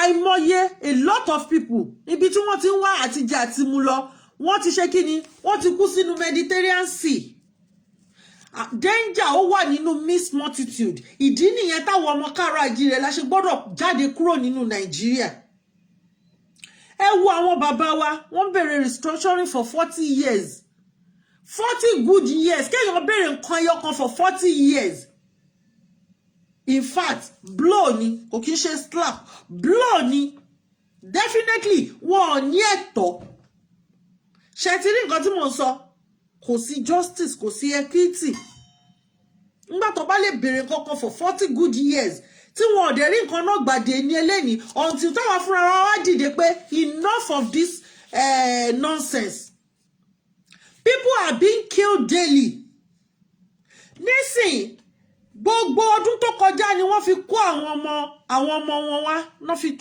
trailer wọn wá wọ́n kó wọn sínú gbó helicopter náà fi kó ammunition fún wọn náà fi fún wọn lóúnjẹ náà fi ṣe gbogbo ẹ̀ ọ̀gá custom the chief of custom officer ó fún àwọn bandits ní oúnjẹ mo mọ̀ torí ẹ̀mí ṣe disturb nítorí pé kí ni àwọn ọmọ kan dẹ̀ wà wọ́n ń kú wọn ò róúnjẹ jẹ wọ́n ń kú àwọn òbí mi ẹlòmíì máa ṣubú lójú títí ó máa slum nítorí pé kò róúnjẹ jẹ kò jẹun for days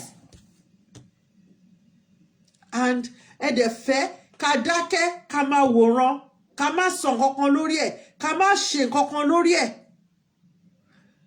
ẹ wò miss multitude kò work rárá the only way tó fi lè work òun ni pé tó máa fi wọ́n sáyè wọn ẹ wò nǹkankan tó máa ń sọ ní mi lè sọ in other European country ipe tó bá fún ẹ tẹ́ bá ti fẹ́ lọ ṣe kí lorúkọ ẹ wọ́n máa ń pè ní integration ẹ fẹ́ lọ sign oath of integration wọ́n wá sọ fún yín pé kẹ́ dúró wọ́n á pe gbogbo àwọn ọ̀rọ̀ yẹn ẹ máa pe tẹ̀lé wọn wọ́n wá ní kẹ́ sign wọ́n wá sọ fún yín pé tẹ́ bá ti sign tán wọ́n wá ní kẹ́ ṣí the last page tẹ́ bá ṣí the last page wọ́n ní the passport given to you can be retrieved from you because it is our property on the account of wọ́n wá gbogbo charges tí wọ́n fi lè gba pálí lọ́wọ́ yàn wọ́n á kọ sílẹ̀ ṣé ti rí pé wọ́n mix the multitude are not mixed together ẹ máa sign ni wọ́n máa ń pè ní integration signation the integration àti oath of integration wọ́n máa ń pè oath of integration ẹ máa lọ ẹ máa sign ni inú last page ẹ wọ́n sọ fún yín pé the passport can be retrieved from you on the account of wọ́n á list gbogbo ẹ̀ṣẹ̀ yẹn lẹ̀ nínú ìlú yìí ọjọ́mọ nílùú tó bá ti lọ sẹ́wọ̀n most especially àwọn àjòjì tó bá ti lọ sẹ́wọ̀n rí ìlú yìí àti gba pálí ìlú yìí múra wọn ò fún ẹ tó bá ti lọ sẹ́wọ̀n rí ní pálí o wọn ò ní fún because wọ́n máa rí níwèé ọ̀daràn kò dẹ̀ ń ṣọmọ ìlú wọn so tó bá fún nílùú ní pálí tó bá tún lọ dáràn nǹkan wọn mix ẹ̀ pọ̀ but àwa a ti dà á pọ̀ mọ́ra wọn ọ̀tọ̀ọ̀tọ̀ lọ̀rọ̀ ọ̀tọ̀ọ̀tọ̀ ní nǹkan but àwọn ọmọ káàárọ̀ àjíire àṣẹ lọ́tọ̀ọ̀tọ̀ Odùfẹ́ kan ló sọ pé ọ̀tọ̀ọ̀tọ̀ ọ̀rọ̀ rọ̀rọ̀ àjẹ́ kó dúró gẹ́gẹ́ bí ọ̀tọ̀ọ̀tọ̀ ada gbogbo ẹ̀pọ̀ òun ló wá ń fa gbogbo wàhálà tó wá ń ṣẹlẹ̀ nísìn kí wá ní ọ̀nà àbáyọ wà ní ọwọ́ èmi ó wà lọ́wọ́ ẹ̀yin lálákọ̀ọ́kọ́ òun ní pé ó ti délẹ̀ we have been wọ́n ti conquer wa already báwo la ṣe fẹ́ yọra wa kó nu bondage yẹn a gbọ́dọ̀ kọ́kọ́ mọ̀ wípé nǹkan ṣẹlẹ̀ lọ́wọ́lọ́wọ́. Protection àwọn èèyàn wa, mo ti sọ fún wa pé ìrìn táwọn bàbá ńlá wa rìn tí wọn ò fi gba Òṣogbo, tí wọn ò fi gba gbogbo Ìlọrin mọ́ wọn lọ́wọ́, ìrìn yẹn náà la máa rìn because a ní agbára kankan. Ó dàbí bàbá kan ó ní àwọn nǹkan tẹ́ máa ṣe lélẹ̀ tẹ́ máa ṣe lélẹ̀, tó bá jẹ́ wípé àwọn nǹkan tó ní ká ṣe yẹn báwa ṣe ń ṣe gbogbo wa wá darapọ̀, gbogbo wa wá ń ṣe by now àwọn fúnra wọn á ti sá lọ. Nítorí pé kí ni tẹ́ bá ní pé ká lọ sójú ogun, gbogbo ammunition ayé iná ti rà tán. A lè blame ìlú tó ń kó ammunition fún wọn, àwọn nídìí owó, economy ò dá, recession wà káàkiri àgbáyé. Ó dàbí àwọn ẹnìkan tó ní ẹnìkan o betrayal ní kíní kan ó ń contest fún politics, personal life fún ẹni náà kò kàn wá, kò lè stop wa from going, ó strengthen wa to keep going ni. Ó tún fún wa ní encouragement pé trust nobody. Trust nobody. Your best friend can be your worst enemy tomorrow. And we should be ready for anything. Are we ready? Nítorí pé kí ni miss multitude, ó ti dá confusion lẹ̀, ọmọ ò gbọ́ bàbá yé mọ́, ó ti wà contaminated. Ó ti dá division lẹ̀, wọ́n ti fi kẹ́sìn àjòjì wá fún wa. Nígbà tá a jẹ́ Yorùbá country tẹ́lẹ̀, kò sí ẹ̀sìn àjòjì. Ikọ̀ òde pàkan lára láti jọ́ táláyé ti dáyé ni àwọn bàbá wa ti ní misunderstanding láàrin ara wọn, tó yẹ pé ọba ìlú òkè á bá ọba ìlú ìsàlẹ̀jà, ọba ìlú àárín wa parí ẹ̀ fún wọn. Àwọn aráàlú ọ̀tún wọ́n bá aráàlú òsì jà, àwọn aráàlú ẹ̀gbẹ́ ló máa bá wọn yanjú ẹ̀. Wọ́n ní ìjà tẹ́ ń jà ẹ̀, ó ń pa onílé lára, ó ń pa àlejò lára. Bọ̀ nísìn lórí tàtàdé, ta ló fẹ́ parí ìjà láàrin ara wa? Àwọn ará òkè ọya tó kógun wá jà wá nínú ìlú wa. Ìrànkára jíire ẹja padà sílé o, ilé ti yá, ilé tó lọ. The only solution òun ní pé ká gba nation wa. The only solution òun ní pé ká bẹ̀rẹ̀ sí ní padà sí àṣà wa. Kó máa bẹ̀rẹ̀ sí ní rí àṣà wa lára wa. Kó máa bẹ̀rẹ̀ sí ní rí títí wa gangan. Ó dàbí ìgbà tí wọ́n pariwo there will be first kìíní kan corona, second, third kìíní kan. Gbà tó máa send kìíní sí wa nísìn. Tó send kí lorúkọ ẹ̀ sí mi, mo send ẹ̀ sọmọ mi, mo ń bọ̀. Ó ní ẹ máa gbọ́ o, paracetamol, betadine for mouthwash, kéèyàn máa fi gọ́gù ẹnu, vitamin C, vitamin D3, wọ́n ní Bico, vapor capsule láti fi stream kíní tó máa fi símú. Then wọ́n ní pé oximeter, mi mọ̀ nǹkan tó ń jẹ́ bẹ́ẹ̀, fún breathing, then oxygen cylinder fún breathing. Wọ́n ní fún COVID ni o. Ṣe ti rí nǹkan tí wọ́n send sí wa. Nísìn ẹni tó bá ti rí symptoms, àwọn nǹkan tẹ́ lè sáré lọ pharmacy rẹ̀, tẹ́ máa sáré kit tẹ́ máa lọ gbà pharmacy, tẹ́ máa lọ doctor fún yín, ẹ lọ gbà pharmacy, ẹ jókòó sílé, ẹ treat ara yín for 14 days before going back to work. Àwọn nǹkan tó send sí wa lélẹ́yìn sìn.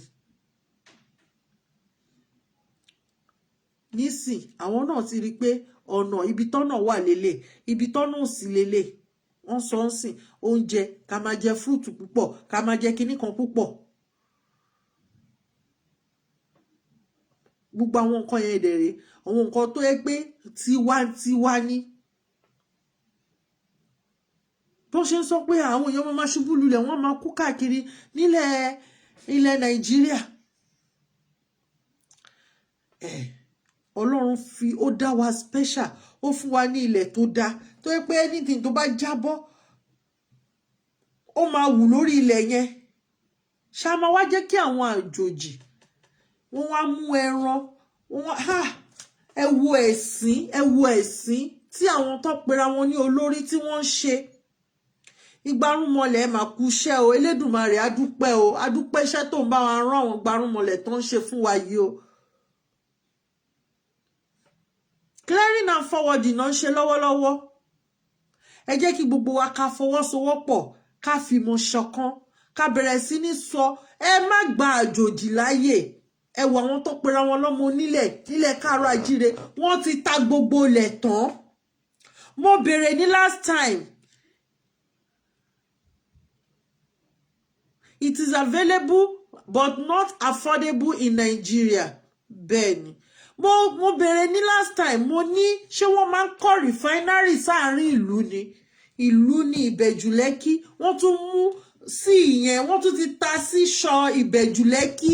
Ìyẹn mélòó nínú wa ló ní àwọn information yẹn lọ́wọ́? Àwọn wo náà tà fún? Kí nìdí tí wọ́n fi tà? Ṣé ilẹ̀ wọn ni? Àwọn náà ṣáà nílẹ̀. Wọ́n ti gba gbogbo ilẹ̀ Haúsá náà. Wọ́n ṣe lọ ta gbogbo bẹ̀. Bọ̀ gbogbo àwọn nǹkan tó yẹ pé àmúṣọlá ilẹ̀ káàárọ̀ àjíire ni wọ́n bẹ̀rẹ̀ sí ní tà síta.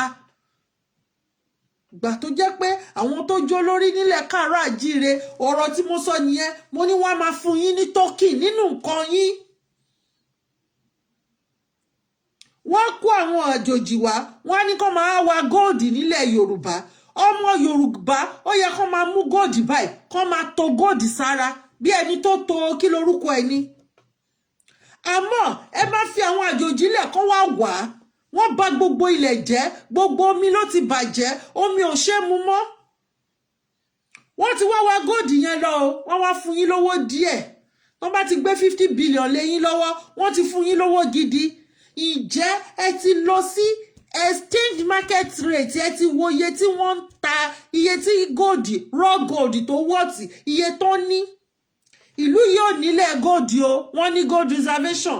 Italy ò nílẹ̀ gold o, wọ́n ní gold reservation. UK ò nílẹ̀ gold o, wọ́n ní gold reservation. Níbo ni gold reservation ilẹ̀ àwọn ọmọ káàárọ̀ àjíire wà? Ó wà lọ́wọ́, ó wà lápò àwọn tó pera wọn ní elders. Wọ́n ti fi fún wọn 50 billion naira. Àwọn dẹ̀ máa ta ní times 10 iye tán fún yín. Kí ló dé tí ẹ wá kó àwọn ọmọ yín pé our property ni? Ẹ jẹ́ káwọn ọmọ wa wà. Ẹ jẹ́ ká máa ṣe business yẹn fúnra wa. Àwọn tiwantiwa ní. There are so many things tó yẹ pé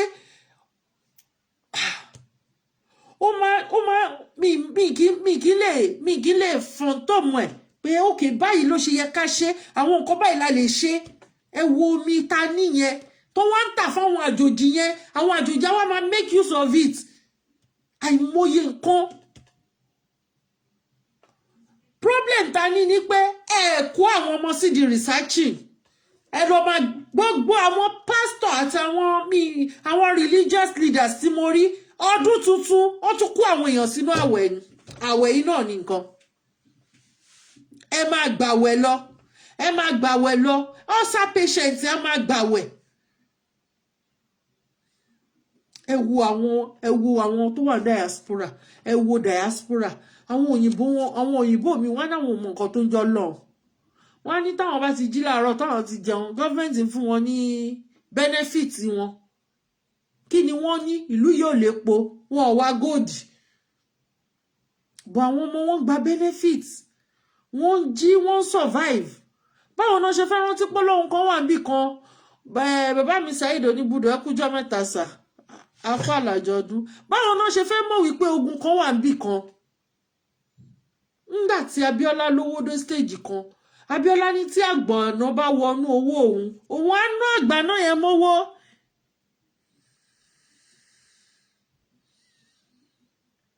Bẹ́ẹ̀ ni wọn ò ní fún àwọn èèyàn tí wọ́n fẹ́ establish, wọn ò ní fún wọn lápproval. Lé ayé àtijọ́ oríṣiríṣi sìmẹ́ǹtì là ń gbọ́ orúkọ ẹ̀. Látorí ẹlífáǹtì, bàbá Ìjẹ̀bú, bàbá kí lorúkọ ẹ̀? Bàbá ọ̀rẹ́ mi yẹn. Mo má gbàgbé sọ́ni mu. Gbogbo wọn ní cement company tiwọn. Nísìn èèyàn kan ló máa kó ṣúgà wọlé, èèyàn kan ló máa kó cement wọlé, èèyàn kan ló tún kó ráìsì wọlé. Ẹ̀yin káàárọ̀ àjíire ẹ fura o. Ẹ fura.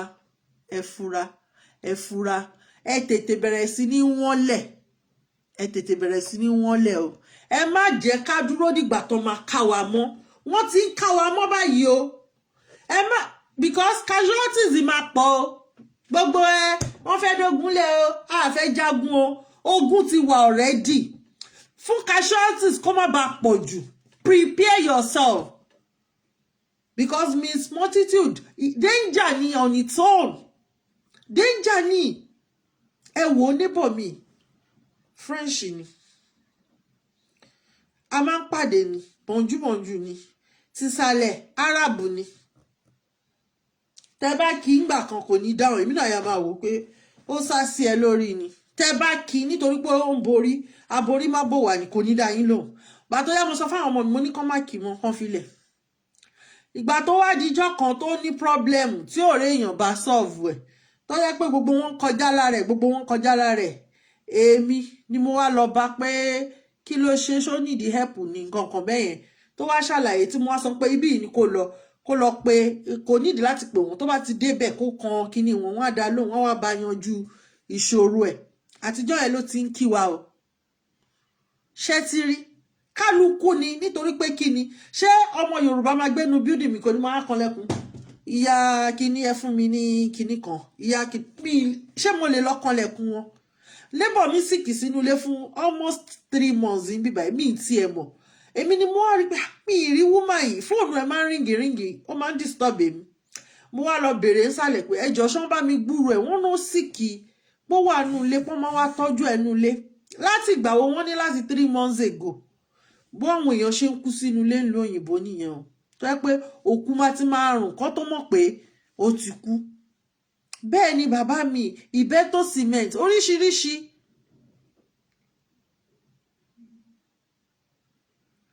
mo blame common man o ẹ má sọ pé mo blame èmi náà common person ni mi mi blame yín o poverty mo ṣẹ́rí grandpa wọ́n ti analyze ẹ̀ pé wọ́n fi àwọn èèyàn sínú abject poverty wọ́n mọ nǹkan tí wọ́n ṣe strategy tí wọ́n lò ní okay nísìnyí woman kan send kìíní I don't know how far it's true torí ẹ̀mí ìfẹ́ sọ̀rọ̀ nípa nǹkan tí mi bá mọ̀ pé wọ́n máa fáwọn èèyàn ní kí wọ́n máa ń pè airtime 500 naira pé tó bá ti fi lè fún yín ní airtime 500 naira ẹ ti vote nìyẹn o pé káwọn èèyàn má gbà ṣé ní tí ò ní íńtánẹ́ẹ̀tì for months ṣé irú ẹni yẹn á rí 500 yẹn kò ní bẹ́ mọ́. I am not blaming but this is the high time fún yín láti dìde àwọn common man yẹn gangan ló nídìí láti dìde because àwọn ènìyàn yẹn ń jẹ jù gbogbo àwọn politicians yìí àwọn ọmọ wọn wà diaspora tó ń náwó tó ń ṣe flalala mo ti sọ rí pé ọmọ Babangida wọn arrest ẹ nílùú yìí ní 2019 ó kàn bọ́ sórí kinní ẹ mọ̀ wọ́n ti ṣe ránkàdédè fún lé ó ti wà ń bí for some time kò rí èèyàn ṣe ránkàdédè fún bó ṣe gbé kí lorúkọ ẹ̀ nìyẹn car open roof bó ṣe bẹ̀rẹ̀ sí ní fọ́n owó nìyẹn nínú Paris ńbẹ̀ he was arrested because gbogbo nǹkan tó ń ṣe yẹn ó ń wá attention kò rí attention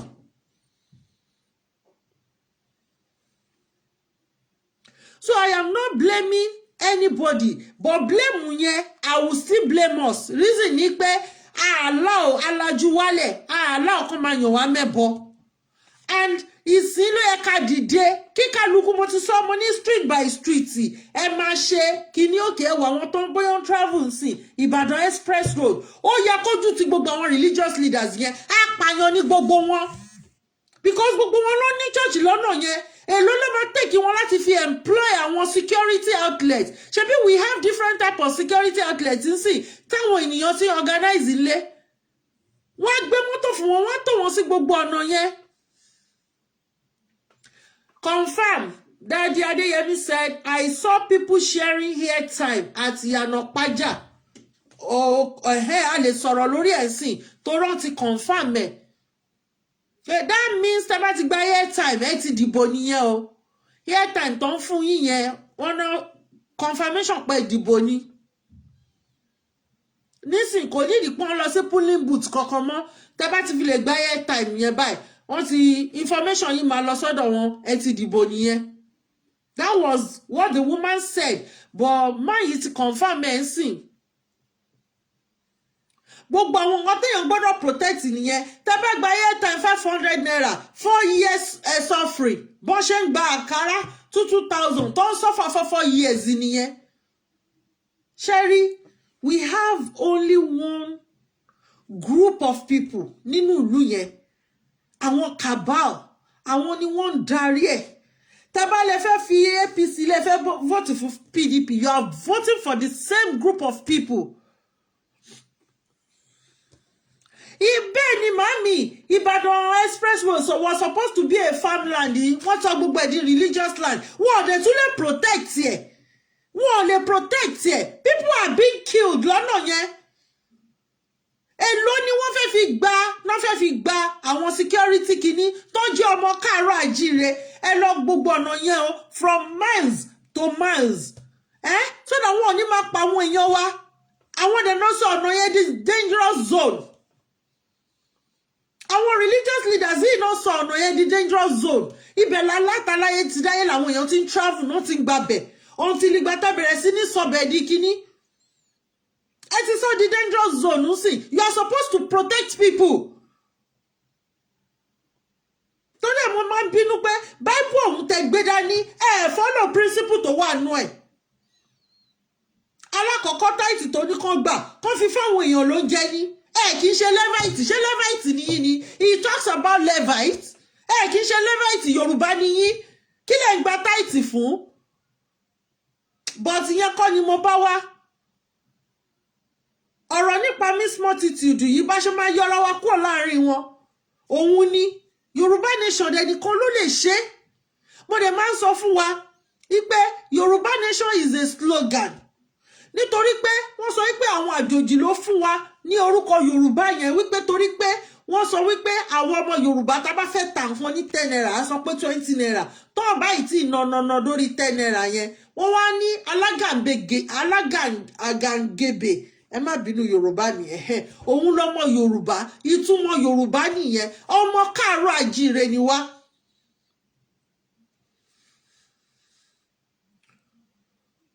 So, Yorùbá nation is a slogan. Tá ń lò. So we must have our own nation. Nation wa nìkan ló lè ṣe.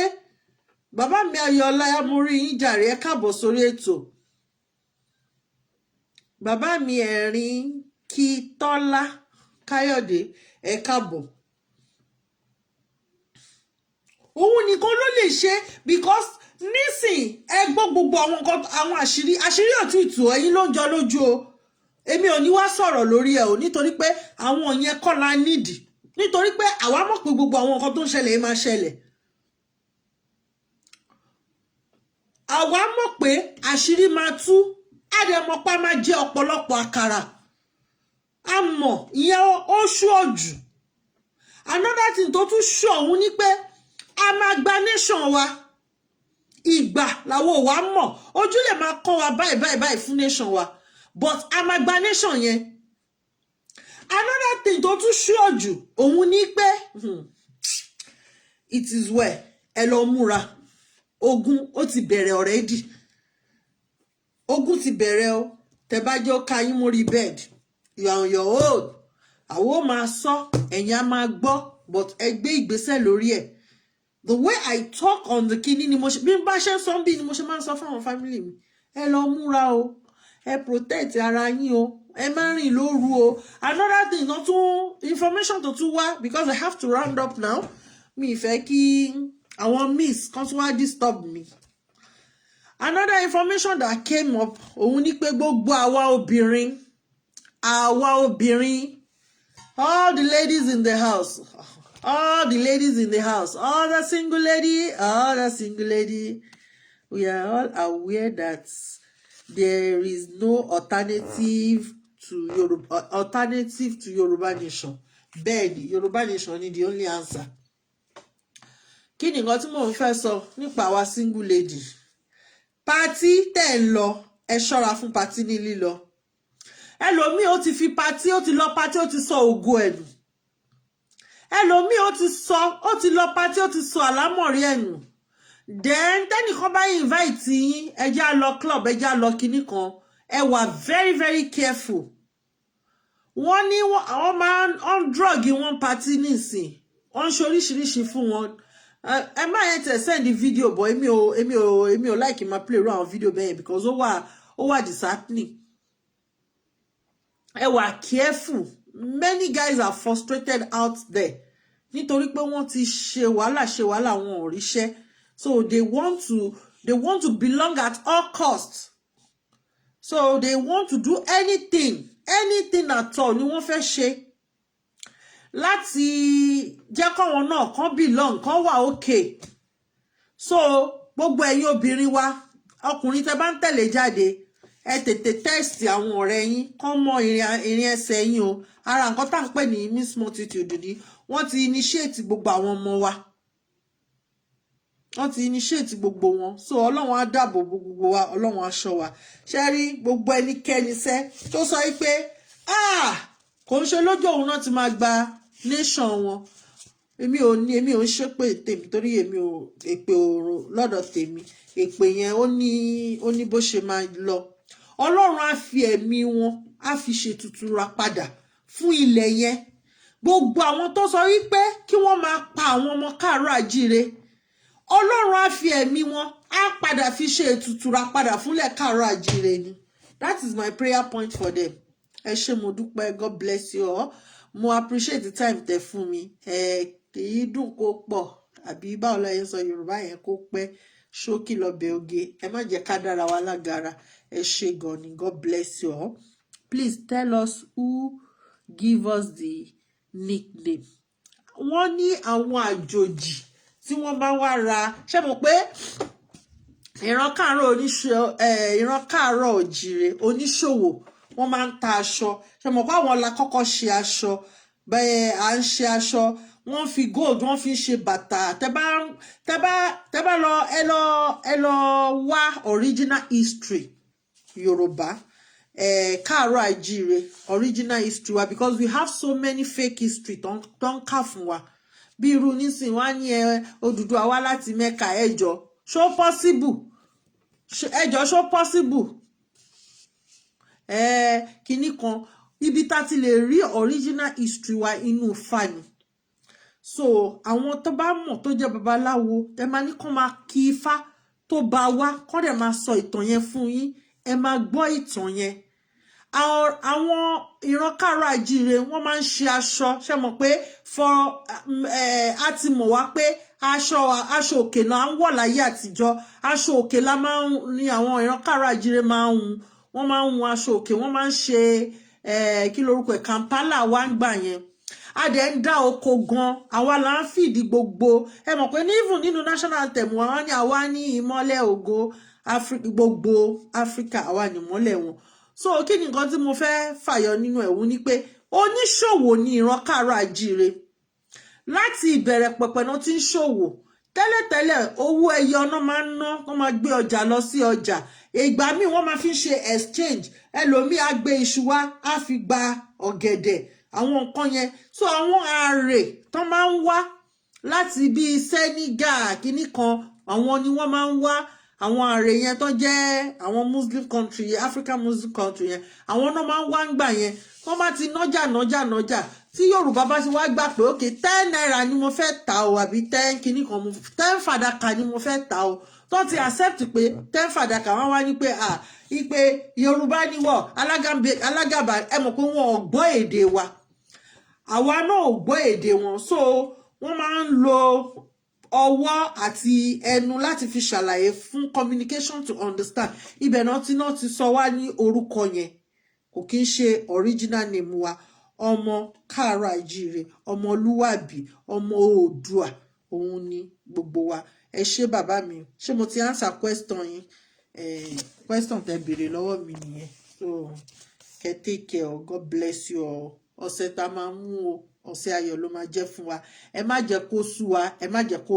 We are going to talk about don't give up. We don't need to give up on our nation. Tá bá give up on our nation, ìran káàárọ̀ àjíire máa padà dẹrú.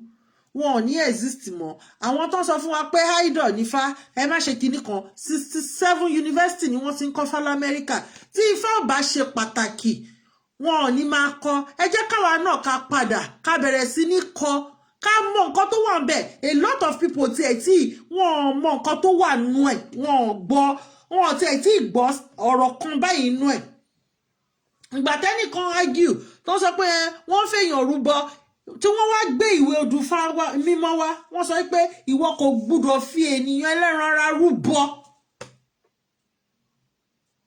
lára àwọn òfin tó wà nínú ẹ̀ nìyẹn àìmọye àwọn nǹkan tí wọ́n ti parọ́ fún wa mo dẹ̀ sọ kankan mo ní I witness one ní museum nínú ìlú yìí wọ́n ń bọ èṣù ń bẹ̀ kí ni ìdí tí wọ́n ṣe ń bọ èṣù ká wá fi French sílẹ̀ àti France ká wá lọ sí UK wọ́n ń bọ ajé ní UK ajé èdè ilẹ̀ káàárọ̀ àjíire ni àwa la ní ajé wọ́n á bọ ajé wọ́n á bọ èṣù ajé wọ́n gbé ajé láti odindi ilẹ̀ káàárọ̀ òjíire wọ́n dìdí lọ kọ́lé fún ní Central London èṣù ajé wọ́n tún gbé tẹ̀lé wọ́n gbé síbẹ̀ ẹ wo owó wọn bó ṣe rí ìdí nìyẹn tí mo ṣe ní ká padà sílé kí àṣà wa kó gùnkè kí èdè wa ti ń sọnù ẹ wo bá ṣe ń struggle láti sọ èdè wa èdè wa ti ń sọnù nílùú yìí tó bá ti gbédè wọn wà lọ́wọ́ interpreter ni